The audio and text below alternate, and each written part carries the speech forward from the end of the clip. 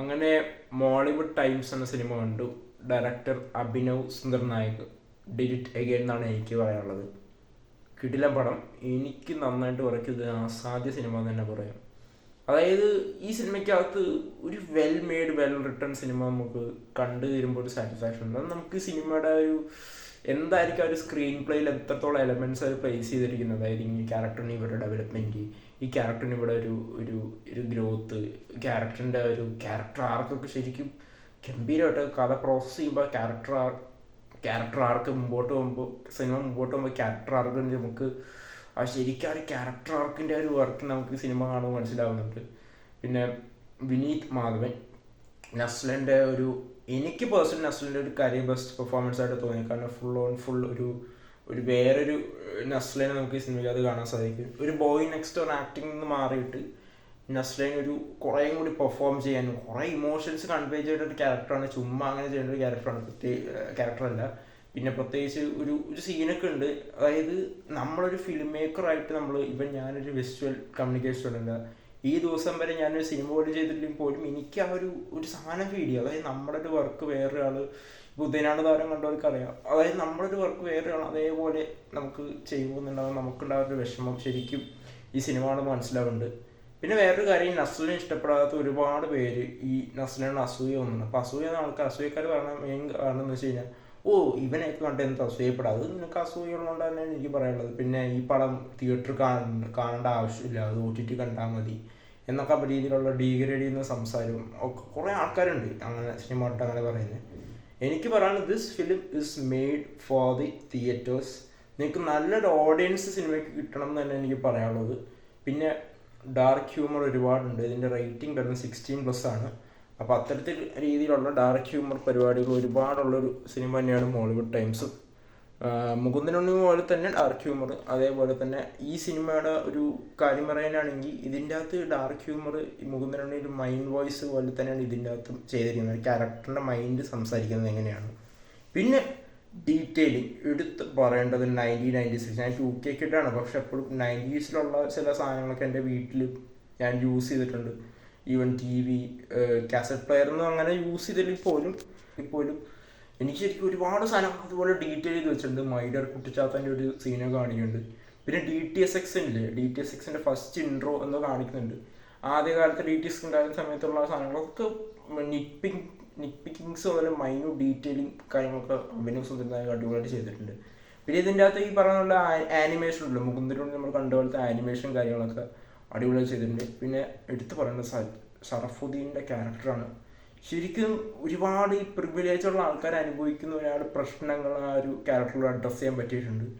എത്രയൊക്കെ പ്രിവിലേജ് ഉണ്ടെന്ന് പറഞ്ഞിട്ടും കാര്യമില്ല, കഴിവ് തന്നെ വേണം എന്ന് പറയുന്ന ഒരു സാധനം വളരെ റെലവൻ്റ് ആയിട്ട് തോന്നി. പിന്നെ ചില ഇടവേളകളിൽ നിൽക്കുന്ന ആളുകൾക്കൊന്നും ചിലപ്പോൾ ഇതിൻ്റെ അകത്തുള്ള ഹ്യൂമറും കാര്യങ്ങളും അത്രയും ഇഷ്ടപ്പെടാനുള്ള ചാൻസ് ഇല്ല. പക്ഷേ വളരെ അൺഅപ്പോളജറ്റിക്കായുള്ള രീതിയിൽ മുകുന്ദനുള്ളിൽ എന്താണ് ചെയ്തത് അതുപോലെ തന്നെ വീണ്ടും കീപ്പ് ചെയ്യാൻ സാധിച്ചിട്ടുണ്ട്. പക്ഷേ ഈ സിനിമയുടെ ഡൈനാമിക്സ് മാറണം എങ്ങനെയെന്ന് വെച്ചിട്ടുണ്ടെങ്കിൽ പല ആൾക്കാരും മുകുന്ദനുണ്ണിയായിട്ട് കമ്പയർ ചെയ്യും. അതായത് മുകുന്ദനുണ്ണി ജീവിക്കുന്ന അല്ലെങ്കിൽ മുകുന്ദനുണ്ണി എങ്ങനെയാണ് എടുത്തിരിക്കുന്നത് അതിൻ്റെ ക്ലൈമാക്സും കാര്യങ്ങളൊക്കെ ആയിട്ട് ചിലപ്പോൾ ഈ സിനിമയ്ക്ക് കമ്പാരിസൺ വരാൻ സാധ്യതയുണ്ട്. പക്ഷേ ഈ സിനിമ ഒരു ഫിലിം മേക്കർ പെർസ്പെക്റ്റീവ് അല്ലെങ്കിൽ ആ ഒരു ഇൻഡസ്ട്രി മാറുമ്പോൾ നമുക്ക് ആ ഒരു ഡൈനാമിക്സ് ചേഞ്ച് ചെയ്ത രീതിയൊക്കെ എനിക്ക് അത് ചേഞ്ച് ചെയ്യണം. അപ്പോൾ ആ രീതിയിലുള്ള അപ്രോച്ചും കാര്യങ്ങളൊക്കെ എനിക്ക് ഇഷ്ടപ്പെട്ടു. പിന്നെ സംഗീത് പ്രതാപ് പുള്ളിയുടെ ഒക്കെ ഒരു വളരെ യുണീക്കായിട്ടുള്ളൊരു സാധനം ഇതിനകത്ത് നമുക്ക് ഒരു പെർഫോമൻസ്, പുള്ളിയുടെ ചില എക്സ്പ്രഷൻസ്, അതായത് നമ്മുടെ ഇൻഡസ്ട്രി എന്ന് പറഞ്ഞാൽ ശരിക്കും വളരെ നമ്മൾ ഇപ്പോൾ വർഷങ്ങൾക്ക് ശേഷം ഇതിലൊക്കെ കാണുന്ന പോലെ വളരെ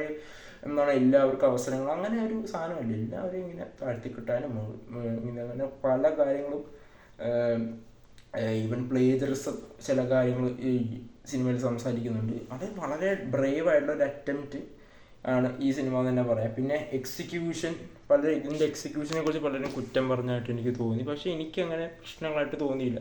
ഒരു വെൽ മെയ്ഡ് വെൽ ഡയറക്റ്റഡ് ഒരു സിനിമയായിട്ടാണ് എനിക്ക് ഇത് കണ്ടപ്പോൾ തോന്നിയത്. പിന്നെ ഒരുപാട് ഡീറ്റെയിലിംഗ് ഉണ്ട് ഈ സിനിമയ്ക്കകത്തുണ്ട്. പഴയ മഞ്ചാടി സാധനമില്ലേ, മഞ്ചാടി പബ്ലിക്കേഷൻസ്, പിന്നെ പല വീടുകൾ കാണിക്കുമ്പോൾ 2013 ഇതിൻ്റെ ഒരു കറണ്ട് പ്രസൻറ്റ് ടൈമായിട്ട് കാണിക്കണം. ആ സമയത്തുള്ള ചില ഒരു ഫർണിഷിങ് ആയാലും ഒക്കെ വളരെ നല്ല ഡീറ്റെയിൽ ചെയ്തു. പിന്നെ ഗോപിക രമേശ്, തന്നതിന് മൊത്തം സ്റ്റെഫി പുള്ളിക്കാരത്തി ഇതിനകത്തൊരു ആക്ട്രസ്സായിട്ടാണ് കാണിക്കുന്നത്. ശരിക്കും വളരെ ഒരു എന്താ ശരിക്കൊരു ആക്ട്രസ് ആയിട്ടൊക്കെ പുള്ളിക്കാരി തോന്നുന്നുണ്ട്. പിന്നെ രാജേഷ് മാധവ് ഒരു ഫിലിം ക്രിട്ടിക്കായിട്ട് വരുന്നുണ്ട്. പിന്നെ ഇതിനകത്ത് ഒരുപാട് സിനിമകളുടെ റെഫറൻസ് ഉണ്ട്. കാർത്തിക് സുബ്രാജ് ഉണ്ട്, പഴയ ഒരു അറിയില്ല കാർത്തിക് സുബ്രാജൊക്കെ എങ്ങനെ കയറി വന്ന ആളാന്ന് നമുക്കറിയാം.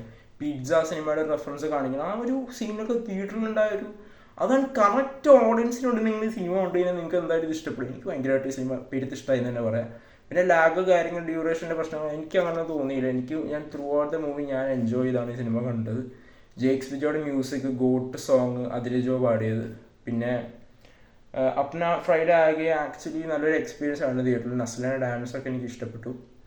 പിന്നെ പറയുകയാണെങ്കിൽ ചന്തു സലീകുമാറിൻ്റെ ഒരു ക്യാരക്ടർ റോഷൻ ഷാനവാസ് പറയാൻ വിട്ടു. നസ്ലിൻ്റെ ഫ്രണ്ടായിട്ട് പുള്ളി എല്ലാം അഭിനയിച്ച എല്ലാവരും നന്നായിട്ടുണ്ട്. പക്ഷേ ഏറ്റവും കൂടുതൽ എനിക്ക് സ്കോർ ചെയ്തത് ഷറഫുദ്ദീൻ്റെ ആ ഒരു ക്യാരക്ടറാണ്. അയ്യോ, സച്ചിൻ ഡേവിഡ് എന്നാണ് ക്യാരക്ടറിൻ്റെ പേര്. അടിപൊളി ക്യാരക്ടർ. ജഗദീഷ് ഏട്ടനുണ്ട്, പുള്ളി അടിപൊളിയായിട്ട് ചെയ്തിട്ടുണ്ട്. പിന്നെ എഡിറ്റർ അതുപോലെ ക്യാമറ കൈകാര്യം ചെയ്ത ആരാണ് പേര് ഞാൻ മറന്നു. പക്ഷേ പാട്ട് ഗോട്ട് എന്നുള്ള സോങ് അത് ഈ സിനിമയുടെ ക്ലൈമാക്സിലേക്ക് എത്തിച്ചപ്പോൾ ഉള്ള ഒരു ചില സാധനങ്ങളൊക്കെ ഉണ്ട് മ്യൂസിക്കിൽ. നമ്മളൊരു പേര് വൺസ് ഒരു മോശം പേര് വന്നു കഴിഞ്ഞാൽ നമുക്കുണ്ടാകുന്ന ഒരു ചേഞ്ചസ്, അതിലൂടെ നമ്മളെ മാനിപ്പുലേറ്റ് ചെയ്യാൻ, നമ്മളെ യൂസ് ചെയ്യാൻ വേണ്ടി ആൾക്കാർ ശ്രമിക്കുന്നത്. വളരെ ഒരു ഗട്ട്സ് ഉള്ള ആൾക്ക് മാത്രമേ അത്തരം ഒരു സിനിമ ചെയ്യാൻ പറ്റുള്ളൂ. അത് അഭിനവ് സുന്ദർ ഗംഭീരമായിട്ട് ചെയ്തെന്നാണ് എനിക്ക് തോന്നിയത് കണ്ടപ്പോൾ. പിന്നെ എടുത്തു പറയേണ്ടത് നമ്മുടെ സ്റ്റെഫി ഗോപി കരമേശൻ പറഞ്ഞ പോലെ തന്നെ ഗംഭീര പെർഫോമൻസ് പുള്ളിക്കാരത്തി ചെയ്തിട്ടുണ്ട്. ഒരു ആക്ട്രസ് ആയിട്ടാണ്. പിന്നെ 2 ക്യാമിയോസ് ഉണ്ട്, ആരാണ് എന്താണെന്ന് ഞാൻ പറയില്ല.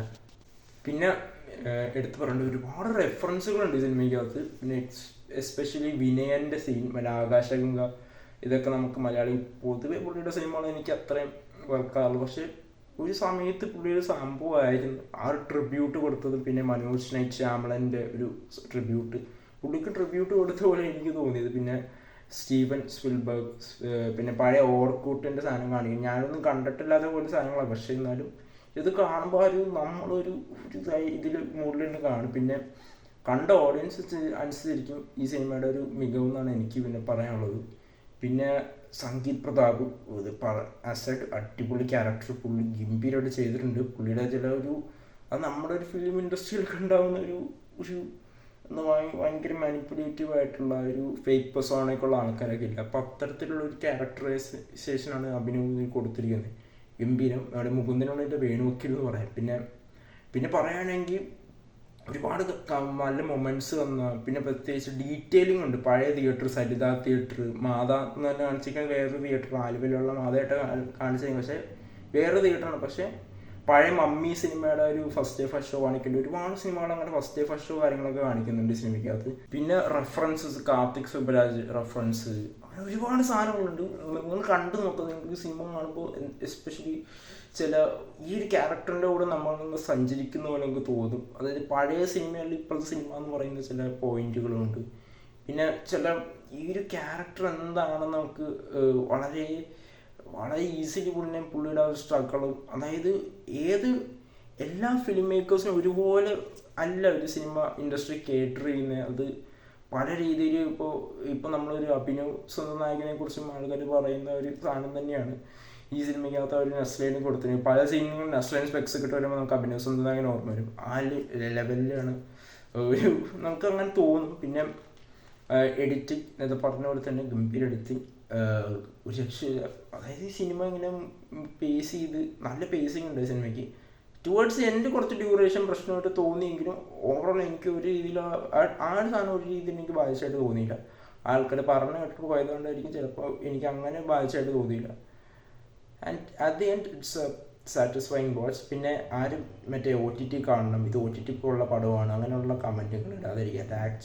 അത് ആക്ച്വലി അഭിപ്രായമല്ല, അത് ഡീഗ്രേഡിംഗ് എന്ന് പറയാം അതിന്. ഇപ്പോൾ നസ്ലൈൻ ഇഷ്ടമല്ല എന്നൊരു ഇപ്പോഴത്തുള്ള വൃത്തിയിട്ട കമൻ്റ് ഒന്നും ഇടാതിരിക്കുക എന്നാണ് എൻ്റെ ഒരു അഭിപ്രായം. പിന്നെ അതാണ് മോളിവുഡ് ടൈംസ്. ലൈക്ക് ഒരു ക്യാരക്ടർ ആർക്കുള്ള സിനിമ. പക്ഷേ ഇതിൻ്റെ എൻഡിങ് നോട്ട് എന്ന് പറഞ്ഞാൽ ശരിക്കും അതാണ് റിയാലിറ്റി. ഒരു ബിറ്റർ റിയാലിറ്റി എന്നൊക്കെ പറയുന്ന പോലത്തെ സാധനം. അപ്പോൾ നിങ്ങൾ ആരെങ്കിലും സിനിമ കണ്ടിട്ടുണ്ടെങ്കിൽ മസ്റ്റായിട്ട് പോയി കാണാം. നല്ലൊരു ഓഡിയൻസിന് ഉണ്ടാവുമെന്ന് ഉറപ്പ് വരുത്തിയിട്ടും കൂടി സിനിമ കാണാം. അത്യാവശ്യം സിനിഫയിലുള്ള ആളുകളുടെ സിനിമ കണ്ടു കഴിഞ്ഞാൽ ശരിക്കും നല്ലൊരു എക്സ്പീരിയൻസ് ഉണ്ടായിരിക്കും. നിങ്ങൾ ആരെങ്കിലും സിനിമ കണ്ടിട്ട് നിങ്ങളെ അഭിപ്രായം താഴെ കമൻറ്റ് ചെയ്യുമ്പോൾ. Okay, by.